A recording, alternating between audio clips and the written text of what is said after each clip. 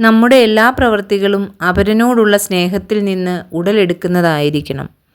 ഒരിക്കൽ 2 സുഹൃത്തുക്കൾ ഒരു റെസ്റ്റോറൻറ്റിൽ കയറി മീൽസ് ഓർഡർ ചെയ്തു.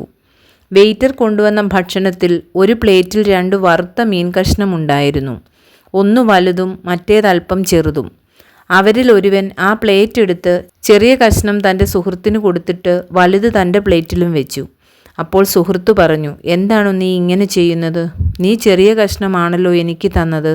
അപ്പോൾ ഒന്നാമൻ ചോദിച്ചു, "നീ ആയിരുന്നെങ്കിൽ എങ്ങനെ ചെയ്യുമായിരുന്നു?" അയാൾ പറഞ്ഞു, "ഞാൻ വലിയ കഷ്ണം നിനക്ക് തന്നിട്ട് ചെറുതെടുക്കുമായിരുന്നു." അപ്പോൾ സുഹൃത്ത് പറഞ്ഞു, "വലുതെനിക്കും ചെറുത് നിനക്കും.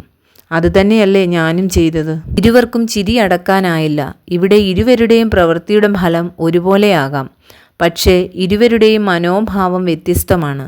ചെറിയ കഷ്ണം അപരന് കൊടുത്തിട്ട് വലുത് തനിക്കായി സൂക്ഷിക്കുന്നത് സ്വാർത്ഥതയല്ലേ? അങ്ങനെ ചെയ്യുന്നത് മര്യാദയുമല്ലല്ലോ. വലുത് അപരന് കൊടുക്കുവാൻ കഴിയുന്നത് ആ വ്യക്തിയുടെ സ്വഭാവശ്രേഷ്ഠത വെളിപ്പെടുത്തുന്നതാണ്. വലുതും കൂടുതലുള്ളതും തനിക്ക് ലഭിക്കണമെന്നാണ് മിക്കവരുടെയും ആഗ്രഹം. എന്നാൽ അങ്ങനെ ചിന്തിക്കുന്നത് എത്ര നികൃഷ്ടമാണ്. അപരൻ്റെ നന്മ ലാക്കാക്കി പ്രവർത്തിക്കുവാൻ കഴിയുന്ന ഒരു മാനസികാവസ്ഥ കെട്ടിപ്പടുക്കുവാൻ ഏവർക്കും സാധ്യമാകേണ്ടതാണ്. വളരെ ചെറിയ കാര്യങ്ങളിൽ പോലും അങ്ങനെയുള്ള ചിന്തയോടെ പ്രവർത്തിക്കുവാൻ എല്ലാവർക്കും കഴിയണം.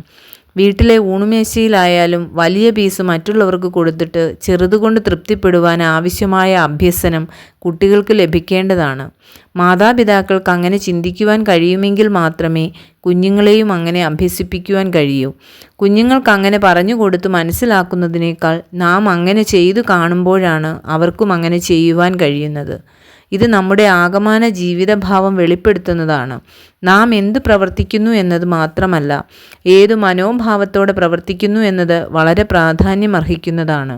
സാമാന്യ മര്യാദയുടെ പേരിൽ ചിലപ്പോൾ വലുത് അപരന് കൊടുത്താൽ തന്നെ നമ്മുടെ മനസ്സിൽ അത് എനിക്ക് എടുക്കാൻ പറ്റിയില്ലല്ലോ എന്നൊരു തോന്നൽ അവശേഷിക്കുന്നെങ്കിൽ നാം ചെയ്ത പ്രവൃത്തി നിരർത്ഥകമായി ഭവിക്കും. ഇവിടെ എന്തു പ്രവർത്തിച്ചു എന്നത് മാത്രമല്ല, എന്തുകൊണ്ട് അങ്ങനെ പ്രവർത്തിച്ചു എന്നതും പ്രാധാന്യമർഹിക്കുന്നു. നമ്മുടെ എല്ലാ പ്രവൃത്തികളും സ്നേഹത്തിൽ നിന്നായിരിക്കണം ഉടലെടുക്കുന്നത്. നമ്മുടെ പ്രവൃത്തികൾ അപരന് ഗുണകരമായി തീർന്നാൽ തന്നെയും അവ സ്നേഹരഹിതമെങ്കിൽ നന്മയെന്ന് കണക്കാക്കുവാൻ കഴിയാതെ പോകും. നമ്മുടെ എല്ലാ നന്മ പ്രവൃത്തികളും അപരനോടുള്ള സ്നേഹത്തിൻ്റെ പ്രതിഫലനമായിരിക്കട്ടെ. അതിനായി നമുക്ക് സജ്ജമാകാം.